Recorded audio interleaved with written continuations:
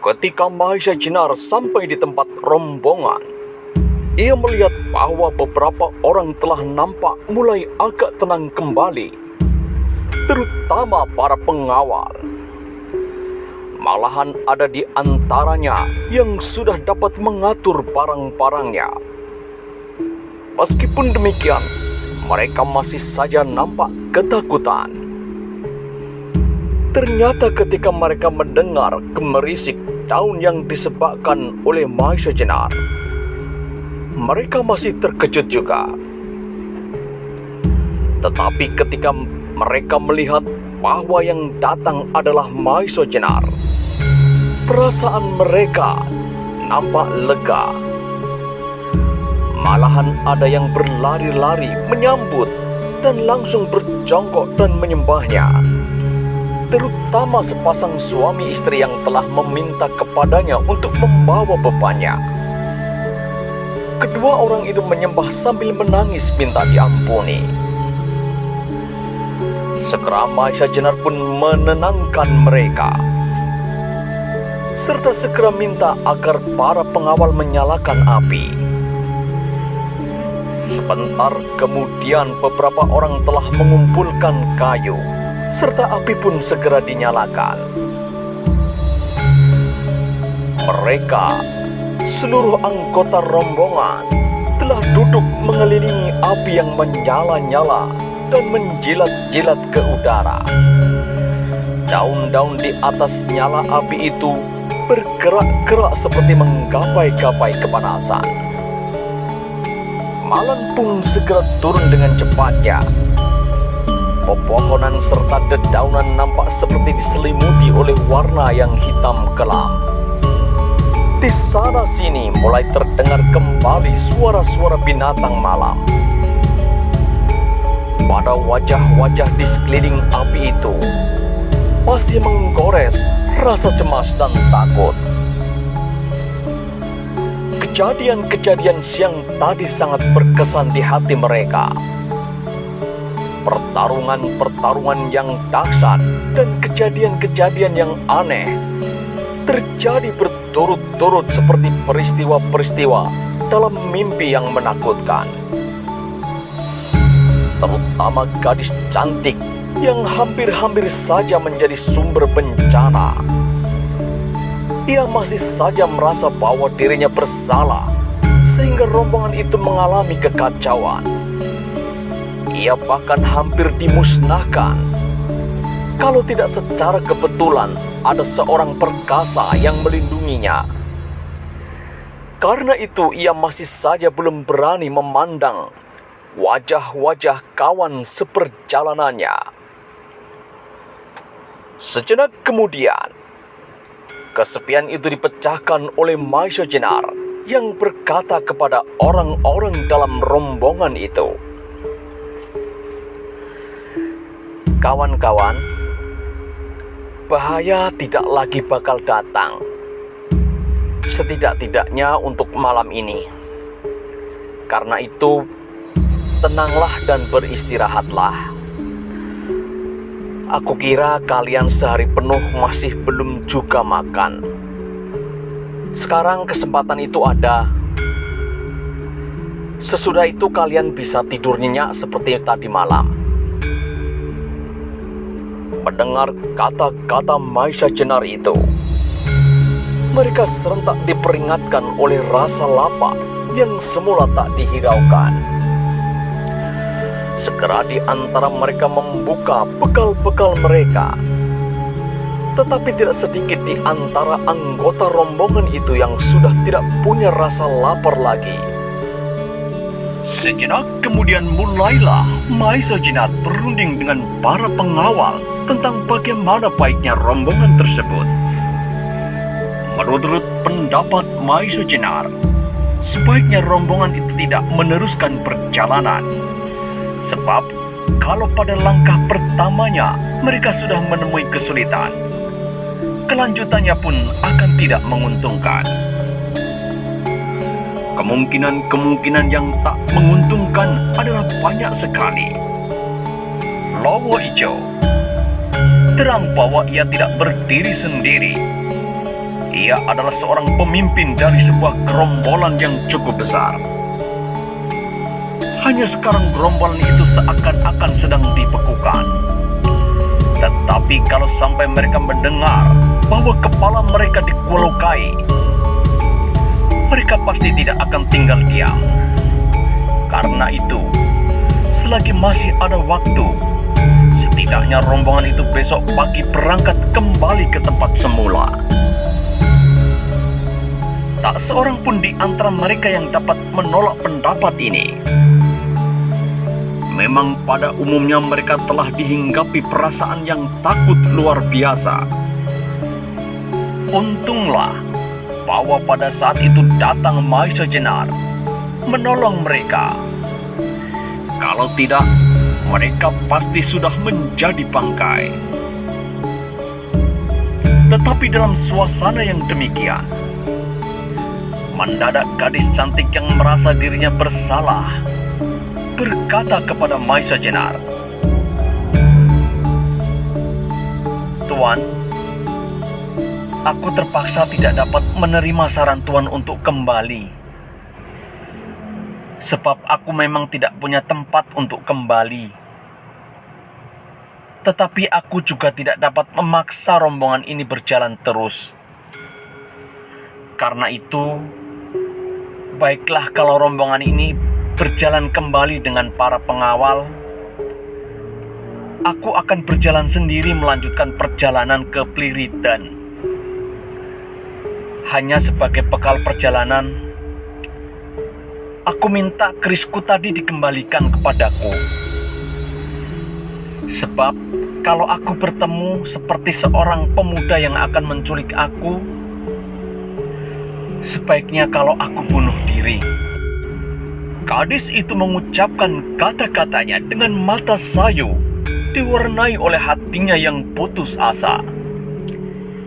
Ia merasa tidak berhak lagi berkumpul dengan orang-orang serombongannya, sebab ia telah merasa berbuat kesalahan yang tak termaafkan. Maisa Jenar dan beberapa orang tampak mengerutkan keningnya. Memang dalam keadaan terjepit, ada di antara mereka yang sampai hati mengumpati gadis itu. Tetapi dalam keadaan yang demikian, timbul pulalah perasaan iba terhadapnya. Gadis itu menundukkan kepalanya semakin dalam. Matanya yang bulat nampak mengambang air mata yang ditahan sekuat-kuatnya. "Tak ada jalan buat kembali," ujarnya lirih. Dalam kata-kata itu, ternyata bahwa ada sesuatu rahasia yang menyelubungi diri gadis itu. Tiba-tiba Maisa Jenar ingin mengetahui lebih banyak lagi tentang diri gadis itu, yang sampai saat ini masih belum dikenal namanya. "Siapakah sebenarnya kau ini? Serta apakah hubunganmu dengan Ki Ageng Pandan Alas?" tanya Maisa Jenar kemudian. Gadis itu mengangkat mukanya sedikit, lalu jawabnya, "Tuan, sebenarnya aku sama sekali tidak mengenal siapakah itu Ki Ageng Pandan Alas. Kalau aku memiliki keris yang Tuan hubungkan dengan nama Pandan Alas, itu adalah di luar pengetahuanku. Aku menerima keris itu dari almarhum ibuku, sedangkan ibu menerima dari kakek, seorang petani miskin yang sedang merantau mencari daerah baru. Dan sekarang menurut almarhum ibuku, kakek itu tinggal di daerah Pliridan dan sama sekali tak bernama Pandan Alas, tetapi bernama Kisantanu. Sedangkan aku sendiri dinamai oleh ayahku Roro Wilis." Maisa Jenar mendengarkan jawaban gadis yang bernama Roro Wilis itu dengan seksama. Pengakuannya bahwa ia sama sekali tak mengenal Ki Ageng Pandan Alas semakin menarik perhatian Maisa Jenar. Mendadak berkilatlah dalam hatinya suatu keinginan untuk mengetahui rahasia yang menyelubungi gadis itu. Sehingga berkatalah Maisa Jenar, "Bapak-bapak, para pengawal, serta saudara-saudara seperjalanan, barangkali aku mengetahui suatu cara yang dapat memenuhi kehendak kalian. Sebaiknya kalian kembali dengan para pengawal. Mungkin tak akan banyak menemui halangan. Sedangkan gadis ini yang berkeras hendak melanjutkan perjalanan dan menemui kakeknya, biarlah aku antarkan saja. Sebab perjalanan ke Pliritan bukanlah suatu pekerjaan yang ringan." Mendengar kata-kata Maisa Jenar itu, melonjaklah kegirangan di hati Roro Wilis. Tiba-tiba matanya yang berkaca-kaca itu jadi berkilat-kilat. Tetapi sebentar kemudian kembali perasaan kegadisannya menguasai dirinya, sehingga wajahnya jadi kemerah-merahan, serta kembali ia menundukkan mukanya.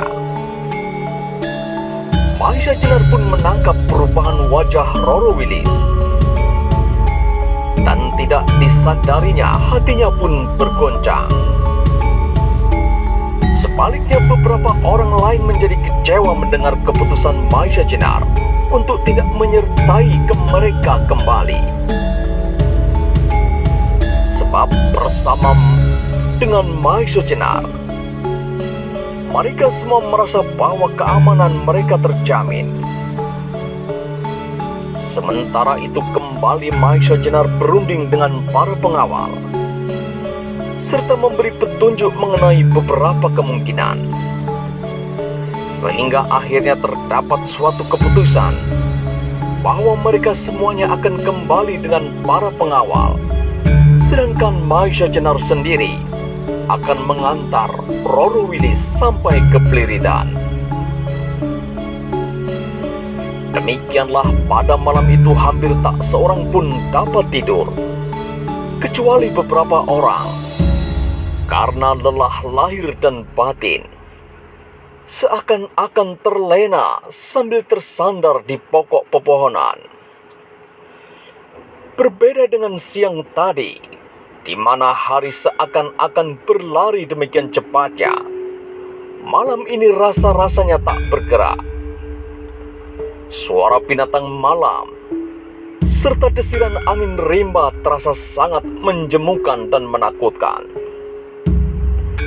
Mereka semua mengharap agar malam lekas berakhir, sehingga cepat-cepat mereka dapat pergi meninggalkan tempat yang mengerikan itu. Baru saja setelah mereka mengalami kejemuan yang luar biasa, terdengarlah ayam berlima berkokok bersaut-sautan dari celah-celah kelepatan dedaunan hutan. Tampaklah membayang warna merah di langit.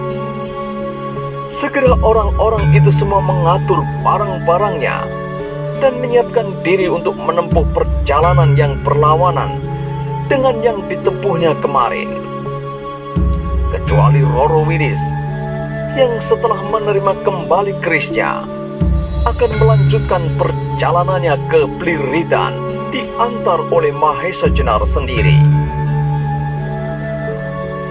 Maka setelah semuanya bersiap, serta setelah para pengawal dan mereka yang mengadakan perjalanan sekali lagi mengucapkan terima kasih kepada Maisa Jenar, mulailah mereka berangkat kembali. Di depan sendiri berjalan pengawal tua itu dengan senjata di tangan. Baru setelah rombongan itu lenyap di balik pepohonan, Roro Wilis beserta Maisa Jenar berangkat melanjutkan perjalanan ke barat ke daerah Pliritan. Di perjalanan, Tidak banyak yang mereka percakapkan, kecuali apabila Maisa Jenar memandang perlu untuk memberitahukan tempat-tempat berbahaya atau binatang-binatang berbisa. Tetapi perjalanan Maisa Jenar sekarang bertambah laju, karena tidak harus bersama-sama dengan rombongan yang besar. Sekali dua kali, Maisa Jenar pun harus berlaku seperti pemimpin rombongan pengawal, menuntun, bahkan menggendong Roro Wilis apabila jalan sangat sulit. Meskipun keduanya agak segan-segan, tetapi terpaksalah hal itu dilakukan. Sebab memang sekali dua kali mereka menjumpai rintangan yang berat. Demikianlah mereka berjalan terus seakan-akan tak mengenal lelah. Bagi Roro Wilis, perjalanan ini meskipun melewati daerah hutan yang tak kalah liarnya dengan yang ditempuh kemarin, tetapi rasanya tidak begitu berat. Bahkan setelah lebih dari setengah hari ia berjalan, sama sekali tak merasa lelah olehnya, haus ataupun lapar. Perjalanan yang begitu sulit itu bagaikan sebuah tamasya di antara kehijauan ladang serta keindahan taman. Kemerisik daun kering yang dilemparkan oleh angin terdengar merdu. Roro Wilis sendiri tidak begitu menyadari kenapa hatinya menjadi sedemikian bening dan cerah. Tidak banyak hal yang mereka temui di perjalanan. Ketika malam datang, mereka beristirahat di bawah sebuah pohon yang cukup besar. Setelah rumput-rumput liar di bawah pohon itu dibersihkan, segera Roro Wilis merentangkan tikarnya, sedangkan Maisa Jenar mengumpulkan kayu dan kemudian menyalakan api. Malam itu pun dilaluinya dengan tak ada sesuatu yang terjadi. Pagi-pagi setelah mereka mempersiapkan diri, segera perjalanan pun dilanjutkan. Perjalanan itu masih harus melampaui satu malam lagi. Maka pada hari ketiga itu, Roro Wilis serta Maisa Jenar menempuh perjalanan yang terakhir untuk mencapai daerah Bliridan. Matahari telah miring ke barat. Hutan tambak Poyo semakin lama semakin bertambah tipis. Pepohonan tidak lagi selebat dan liar seperti daerah pedalaman. Sementara itu terasa deparan jantung yang aneh dalam dada Roro Wilis. Telah lebih 10 tahun ia tak berjumpa dengan kakeknya. Sekarang ia ingin mencari di daerah yang tak dikenalnya. Sebentar kemudian mereka telah sampai pada perbatasan hutan. Di depan mereka tinggallah beberapa gerumbul kecil yang tidak begitu berarti. Inilah daerah Bliridan. Kuman Maisa Jenar hampir kepada dirinya sendiri. Mendengar ucapan Maisa Jenar, Roro Wilis yang berjalan di depan jadi terhenti. Beberapa macam perasaan bercampur aduk di otaknya. Sekali ia menarik nafas panjang. Alangkah lega hatinya setelah hutan yang lebat itu dapat dilewatinya. Tetapi sementara itu lalu kemana ia mesti pergi? Sekali dua kali ia menoleh kepada Maisa Jenar. Wajahnya yang cerah itu menjadi agak suram oleh kebimbangan hatinya. Maisa Jenar dapat menangkap perasaan Roro Wilis. Roro Wilis, dapatkah kau menunjukkan di daerah manakah kira-kira kakekmu tinggal? Tanya Maisa Jenar. Roro Wilis menggelengkan kepalanya. Memang ia sama sekali tak mengerti arah tempat tinggal kakeknya. Ia hanya mendengar bahwa kakek itu tinggal di daerah Pliridan. Maisa Jenar juga agak menjadi bimbang. Ia beberapa tahun yang lalu pernah mengenal daerah ini. Tetapi apa yang dilihatnya sekarang ternyata mengalami banyak perubahan. Tuan, aku sama sekali tidak membayangkan kalau demikianlah keadaan daerah Pliridan. Menurut gambaran angan-anganku, Pliridan adalah sebuah desa yang dilengkungi oleh persawahan dan ladang. Tetapi ternyata daerah ini hanyalah padang rumput yang diselingi oleh gerumbul-gerumbul liar, kata Roro Wilis dengan penuh keraguan-raguan. Tetapi aku kira tidaklah demikian seluruhnya, Roro Wilis. Beberapa tahun yang lalu, desa-desa seperti yang kau bayangkan itu memang pernah ada. Entahlah kenapa sekarang keadaan itu berubah. Meskipun demikian, aku yakin bahwa di sekitar daerah ini masih juga didiami orang.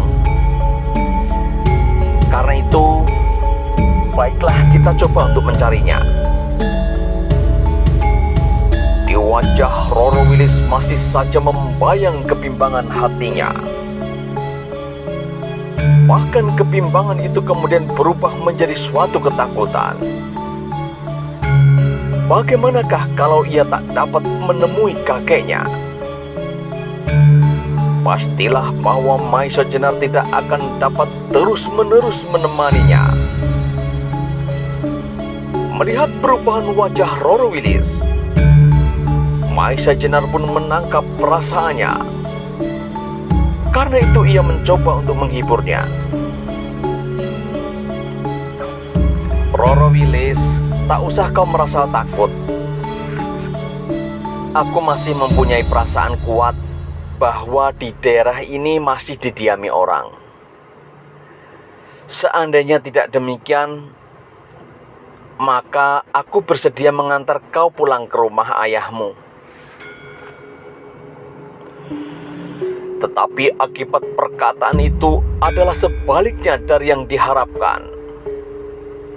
Karena Maisa Jenar menjadi terkejut sekali ketika dilihatnya Roro Wilis malahan meneteskan air mata, meskipun sudah ditahan sekuat-kuatnya. Sekarang Maisa Jenar menjadi kebingungan. Sekali lagi ia merasa demikian tumpulnya perasaannya. Ia pernah mengalami suasana yang sama, meskipun keadaannya berbeda, yaitu pada waktu ia berhadapan dengan Nyai Wirosopo. Pada saat itu juga ia menjadi kebingungan dan tidak mengerti apa yang harus dilakukan. Sekarang Roro Wilis itu pun menangis di hadapannya tanpa sebab. Justru pada saat itu ia berusaha untuk menghiburnya. Karena itu perasaannya menjadi tidak enak sekali. Tetapi setelah ia mempunyai sebuah pengalaman yang tidak menyenangkan, ia tidak lagi mau menebak-nebak. Maka terlintaslah dalam pikirannya bahwa jalan yang terbaik adalah menanyakan sebabnya kenapa Roro Wilis menangis. Mendapat pikiran yang demikian, Maisa Jenar menjadi agak lega sedikit. Dan dengan hati-hati sekali ia mencoba bertanya, Roro Wilis, aku telah mencoba untuk menenangkan hatimu, tapi justru akibatnya adalah sebaliknya. Karena itu, dapatkah aku menanyakan apa sebabnya kau menangis? Roro Wilis tidak segera menjawab. Ia melangkah beberapa kali ke samping dan kemudian menjatuhkan dirinya duduk di rumput-rumput liar. Dari matanya masih saja terurai tetesan-tetesan air mata. Baru setelah beberapa saat ia menjawab dengan kata-kata yang tersekat-sekat. Tuan, aku merasa bersyukur bahwa aku dapat berjumpa dengan seseorang yang demikian baik hati seperti Tuan. Karena itu, tak adalah jalan bagiku untuk menyatakan terima kasih yang tak terhingga. Tetapi sangatlah menyesal, Tuan. Kalau seandainya aku tak dapat menemukan kakekku, aku tak dapat kembali kepada ayahku. Meskipun ayahku dahulu tergolong orang yang berada, tetapi tak ada tempat bagiku di sana. Maisa Jenner menjadi semakin menebak-nebak tentang keadaan gadis aneh itu. Rupanya banyak rahasia yang menyelubungi dirinya, sehingga ia terpaksa menempuh perjalanan yang sedemikian berbahayanya. Roro Wilis, aku bukanlah ingin terlalu banyak mengetahui tentang dirimu. Tetapi bagiku, kau adalah seorang gadis yang diselubungi oleh kabut rahasia yang kelam. Tanya Maisa Jenner kemudian. Mungkin Tuan benar, jawab Roro Wilis. Tetapi buat Tuan tidaklah sepantasnya kalau aku menyembunyikan sesuatu rahasia. Mata Roro Wilis yang bulat tetapi sayu itu memandang Maisa Jenner seperti mata kanak-kanak yang minta perlindungan. Maisa Jenner menjadi semakin tidak mengerti apa yang harus dilakukan. Di luar kesadarannya, ia pun ikut serta duduk di atas rumput-rumput liar. Setelah diam sejenak, Roro Wilis memulai ceritanya. Tuan, ayahku adalah seorang yang banyak mempunyai pengaruh di daerah Pegunungan Kidul. Meskipun daerah itu tandus dan kering, tetapi ayahku mempunyai peternakan yang cukup, sehingga dapatlah ia digolongkan orang yang berada. Tetapi ibuku adalah keturunan orang yang miskin. Kakekku semasa masih tinggal di Pegunungan Kidul tidaklah lebih dari seorang buruh yang bekerja dengan upah yang sangat kecil. Meskipun demikian, kakek termasuk orang yang tidak mau menjadi beban orang lain. 10 tahun yang lalu kakek yang merasa kehidupannya semakin hari semakin sulit terpaksa pergi meninggalkan kampung halaman. Memang sebelum itu pun kakek adalah seorang perantau. Mungkin ini disebabkan oleh kehidupannya yang sulit, sehingga pada saat-saat tertentu, yaitu pada saat paceklik, kakek pergi meninggalkan kampung untuk beberapa bulan. Tetapi sejak 10 tahun yang lalu, kakek tidak kembali pulang.